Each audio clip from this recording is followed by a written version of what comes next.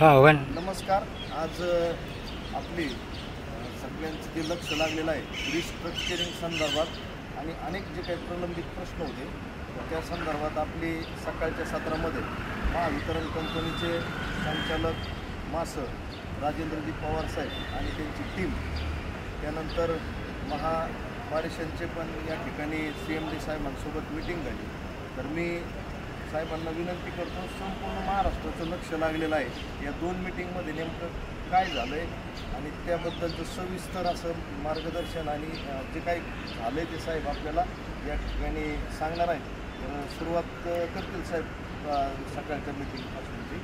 नमस्कार। महाराष्ट्र राज्य वीज तांत्रिक कामगार संघटना 1701 हे शिष्टमंडळ महाराष्ट्र राज्याचं केंद्रीय अध्यक्ष भाऊसाहेब बाकरे पाटील यांच्या नेतृत्वाखाली कालपासून मुंबईमध्ये बैठकीसाठी शिष्टमंडळ आलेलं आहे आणि सर्वात प्रथम माननीय CMD मुकेश चंद्र साहेबांची सदिच्छा भेट घेतली आणि त्यांना संघटनेने लाईन स्टाफ बांधव, यंत्रचालक बांधव व संघटनेचे जे सन्माननीय सदस्य आहेत यांचं एक निवेदन सादर केलं। या निवेदनावर चर्चा करताना माननीय व्यवस्थापकीय संचालक चंद्रसाहेबांनी आश्वस्त केलं की सुरुवातीला सांगितलं की आपल्याला आपल्या बैठक 10 ऑक्टोबरला लावलेली आहे, पण त्या संदर्भामध्ये आम्ही जेव्हा चर्चा करत असताना 10 ऑक्टोबरचा त्यांनी उल्लेख केलं तेव्हा आम्ही त्यांना विचारलेलं आहे की बाबा रिस्ट्रक्चरिंगच्या संदर्भामध्ये पहिले सर्वप्रथम त्यांनी रिस्ट्रक्चरिंगच्या संदर्भामध्ये CMD महोदयांनी सांगितलं, आश्वस्त केलं की आता ही सुरुवात आहे, यामध्ये काय काय बदल पाहिजे ते बदल आपण सांगा, आम्ही ते करण्यास तयार आहे आणि प्रत्येक महिन्याला आपली बैठक डायरेक्टर HR लावणार आहे। दुसऱ्या विषयावर जेव्हा आम्ही त्यांच्या लक्ष वेधलं की बाबा इतर प्रश्न आहे, त्या इतर प्रश्नावर त्यांनी सांगितलं की बाबा तुम्हाला संप करायची आवश्यकता नाही, विना संपाची मी तुम्हाला सांगतो की तुमच्या संघटनेसमवेत बैठकीचं आयोजन लावलेलं आहे। 10 तारखेच्या बैठकीचं निवेदन आपल्या सन्माननीय भाऊसाहेब बाकरे पाटलांनी तो हायलाईट केलेला आहे, तो 10 तारखेला विषय। त्यानंतर काल वेळ नव्हतं, आपली बैठक माननीय डायरेक्टर HR यांच्या समेत 12 वाजता होती, परंतु कृती समितीच्या बैठका चालू होते, इतर बैठका चालू होते डायरेक्टर साहेबांचे, तर त्यांनी कालच आम्हाला सायंकाळी 5:30 वाजता त्यांच्या दालनामध्ये बोलवलं। आम्ही होतो, पुणेची पूर्ण टीम होती, तेव्हा चर्चा करताना त्यांनी सकाळी 10:30 वाजता शाप बैठक आयोजित केली आणि 10:30 वाजता आपल्या संघटनेचं केंद्रीय शिष्टमंडळ आपल्या माननीय डायरेक्टर HR यांच्या दालनासमोर सभागृहामध्ये बसण्यास सांगितलं। बैठक प्रारंभ झाली। बैठकीच्या सुरुवातीलाच जो काही विशेष होते 3 टप्प्यामध्ये आपण बैठक पार पाडली। ही बैठक कशी होती? 1 ऑगस्टला सन्माननीय डायरेक्टर HR महोदय, 17 सप्टेंबरला डायरेक्टर HR महोदय यांनी 2दा आपल्या कार्यक्रमास उपस्थिती लाभली त्यांची आणि ज्यांनी ते आश्वस्त केलेले होते प्रश्न, त्या आश्वस्त केलेल्या प्रश्नाची आम्ही उलगडा केला।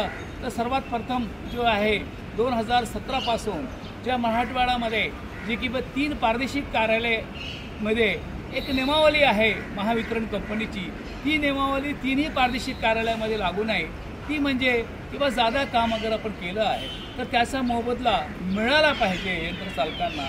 ती बाब आम्ही जेव्हा आवर्जून सांगितले, त्यांनी आपल्या CROकडे माहिती घेतली आणि त्यांनी निर्देश दिले की आज आपले प्रचलित नियम जे आहे सर्क्युलर 2000चा आहे, 6 जून 2000चा जो परिपत्रक आहे ओव्हरटाईमच्या संदर्भामध्ये त्याची अंमलबजावणी करा। क्वार्टरली 25 तास आणि 75 तास क्वार्टरली, मंथली 25 तास देण्याचं त्यांनी आदेशित केलं आणि त्यांनी क्लिअर सांगितलं की मिनिट्समध्ये असं आलं पाहिजे। हा एक पाठ संपला। त्यानंतर सुरक्षा रक्षकाच्याबद्दल त्यांनी फार मोठ्या गंभीरतेने सांगितलं की ज्या ठिकाणी आवश्यक आहे, लेडी आहे, महिला आहे, सुरक्षाचं कारण असतो, आपण सर्व अगर प्रादेशिक कार्यालयामध्ये सुरक्षा रक्षक मिळत असेल तर आपणही सुरक्षा रक्षकाबद्दल मराठवाडाच का होते असं म्हणून ते सुद्धा त्यांनी मान्यता दिली आणि ते आता सुरक्षा रक्षक ऑल 33 kV सबस्टेशनला आवश्यक आहे, नाईटला आहे, महिला आहे, अतिसंवेदनशील सबस्टेशन आहे, या संदर्भामध्ये त्यांनी क्लिअर सांगितलं।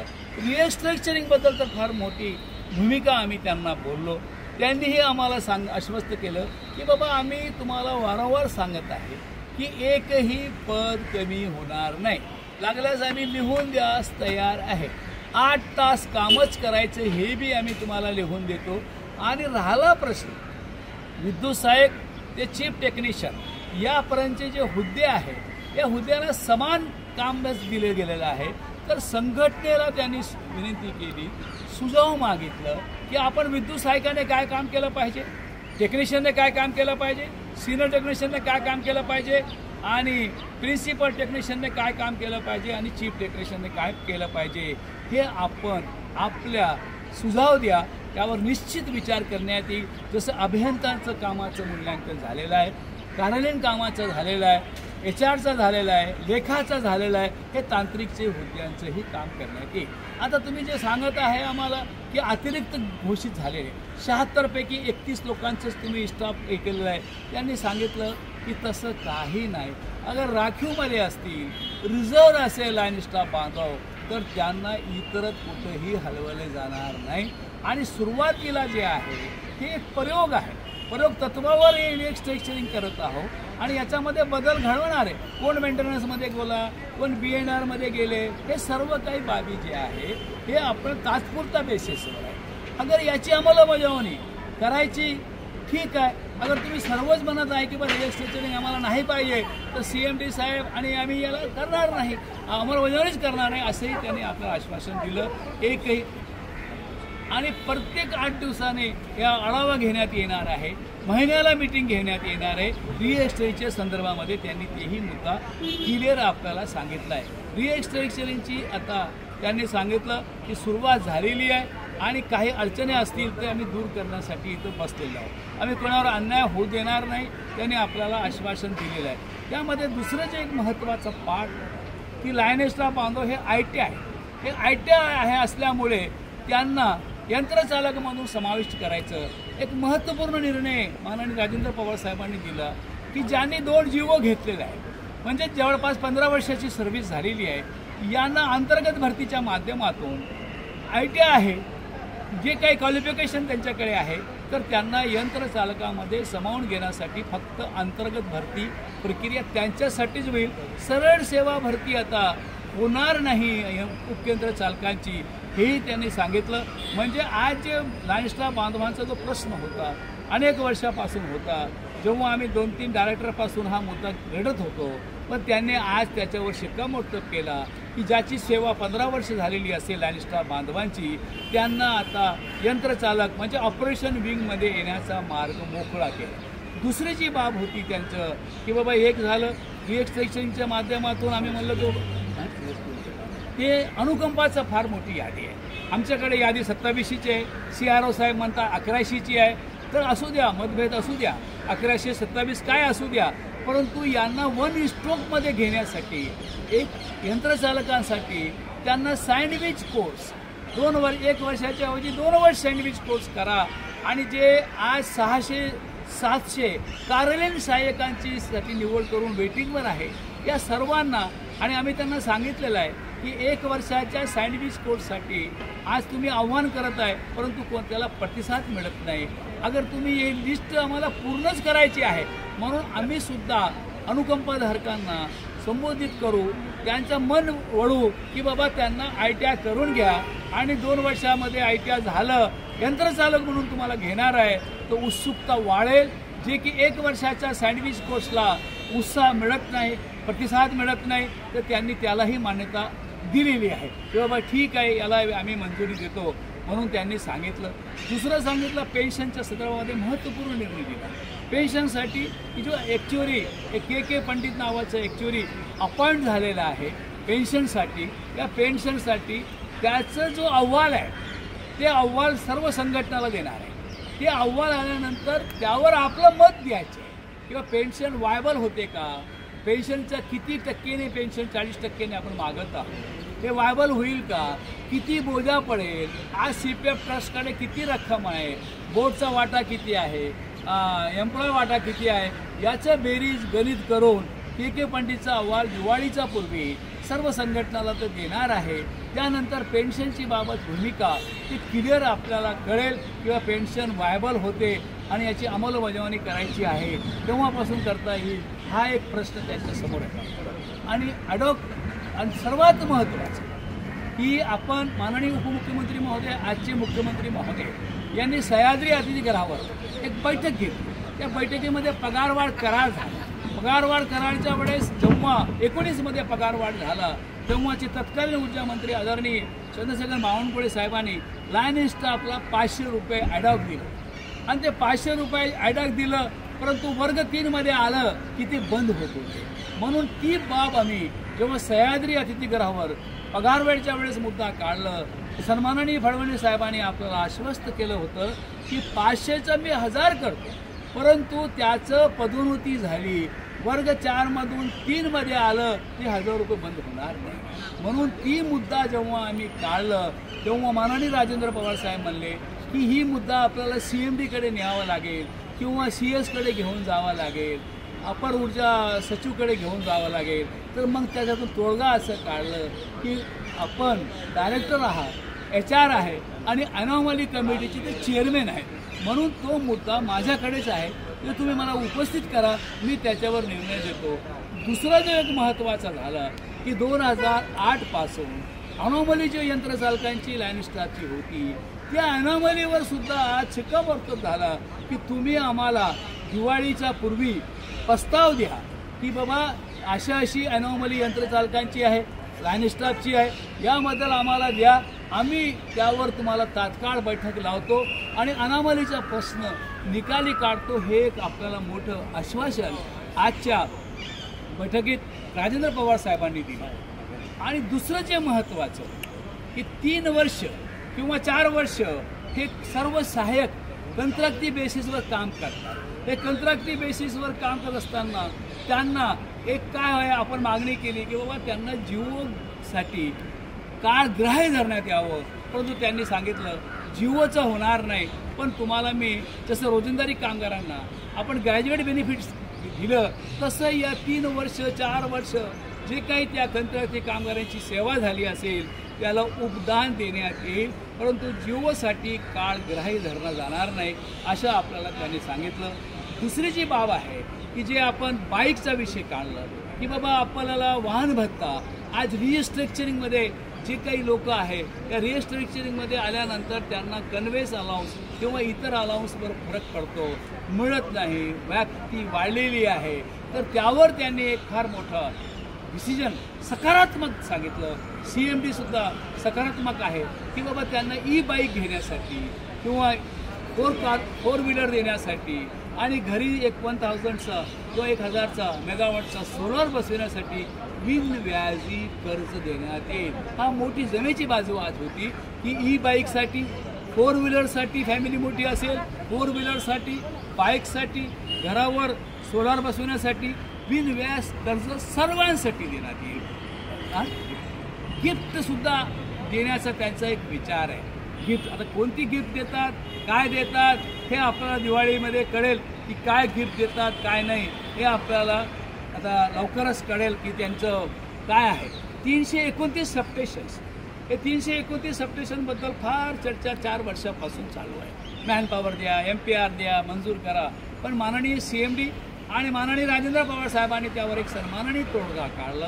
तोडगा असा काढला की ठीक आहे सबस्टेशन तर आउटसोर्सिंगला बहुतांशी दिलेलं आहे, आज 85% आउटसोर्सिंग आहे, त्याला 95% करण्याची त्यांनी मुभा दिली की 95% करा, परंतु हे जे 329 उपकेंद्र आहे हे 329 उपकेंद्र याला आपण MPR मंजूर केलं.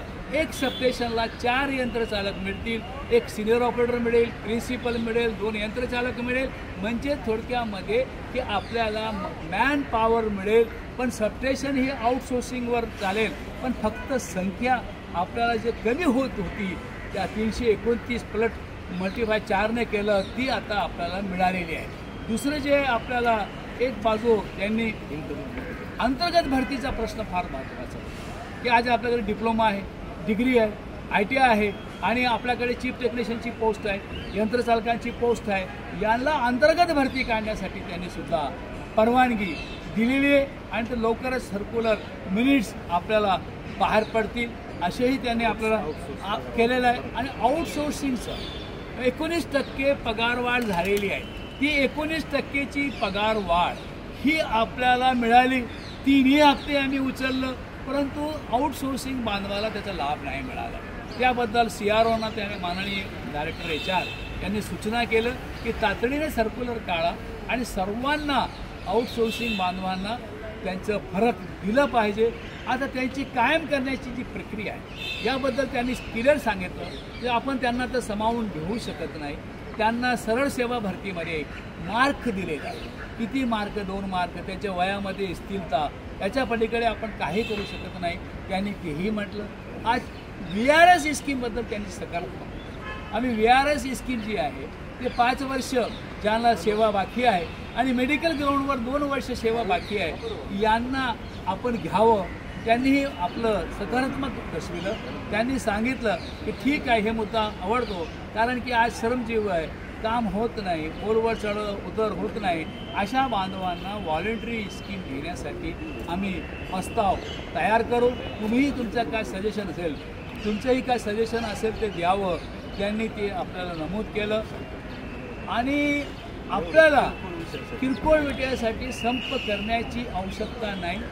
आपल्याला हे बी त्यांनी आश्वासन दिलं की प्रायव्हेटायझेशन म्हणजे समांतर वीज कायद्याप्रमाणे काल मॅडमनेही आश्वासन दिलं, CMDने दिलं, आज डायरेक्टर HRने दिलं की प्रायव्हेटायझेशन किंवा समांतर वीज कायदा येणार नाही. मॅडमनेही सुद्धा सांगितलं की आम्ही सांगितलेलं आहे सेंट्रल गव्हर्नमेंटला किंवा याला किंवा आवश्यकता नाही. म्हणून आपण निश्चित राहा की समांतर वीज कायदा आपल्या महावितरणमध्ये येणार नाही. राहिला प्रश्न अँड्रॉइड मोबाईलचा प्रश्न जेव्हा आम्ही उपस्थित केला ते आम्ही म्हणलं तुम्ही गिफ्टच देणार आहे तर सर्वांना अँड्रॉइड मोबाईल द्या. त्याची किंमत काय नाही हे विचारणा झालेली आहे. कारण अँड्रॉइड मोबाईल यासाठी मागितलं की रिस्ट्रक्चरिंगमध्ये पूर्ण माहिती ॲपच्या माध्यमातूनच आहे. ही सुद्धा आम्ही त्यांच्या पवारसाहेबाच्या निर्देशनास आणून दिलं. त्यांनी त्याच्यावर सकारात्मक दृष्टिकोन व्यक्त केला. समांतर वीजचा मी बोललोप्रमाणे की आता होणार नाही यांनी आश्वासन दिलेलं आहे आपल्याला. आणि राहिला प्रश्न की बाबा बोनस संदर्भामध्ये त्यांनीही बोनसच्या संदर्भामध्ये सांगितलं की सध्या महापूर परिस्थिती आहे, ओला दुष्काळ आहे, तरीही आम्ही हे करू. आणि याबद्दलही त्यांनी आपला बोलले की बाबा आम्ही थोडंसं त्याच्याबद्दल बी विचारमंथन करू. आणि आपल्याला संप करण्याची आवश्यकता नाही. आणि आपल्या प्रत्येक विषय आज जे काही तुम्ही आता हे सर्व मुद्दे इथं उपस्थित केलेले आहे त्या प्रत्येक मुद्द्याचं आम्ही तुम्हाला उत्तर दिलेलं आहे. मिनिट्स येणार आहे, मिनिट्स लवकरच देण्याच्या त्यांनी CROना सूचना दिलेली आहे. म्हणून ते आणि दुसरं हायड्रो पॉवर स्टेशन्सबद्दलची भूमिका क्लिअर झाली की हायड्रो पॉवर स्टेशन्सला जलविद्युत केंद्र हे खाजगी संस्थेला भांडवलदारांना देणार नाही याच्यावर बी झालं. आता 200 कोटीचा DCB जी आहे ते काम का करावं लागते, फंड फार लागते त्याला आणि म्हणून हा आहे. नाही तर काय आवश्यकता नाही. आज जितकं महाराष्ट्राचं बजेट आहे तितका त्याला 3 कोटी रुपये लागणार आहे. म्हणून हा सर्व आहे. आम्ही स्वतःहून काही नाही. म्हणून त्यांनी आपल्याला विनंती केली की तुम्ही जे काही संपापासून नाही किंवा भविष्यामध्ये काय असेल तर आपण यावं करावं. आज या ठिकाणी ज्या आपण गंगेच्या समोर आहे दुसरी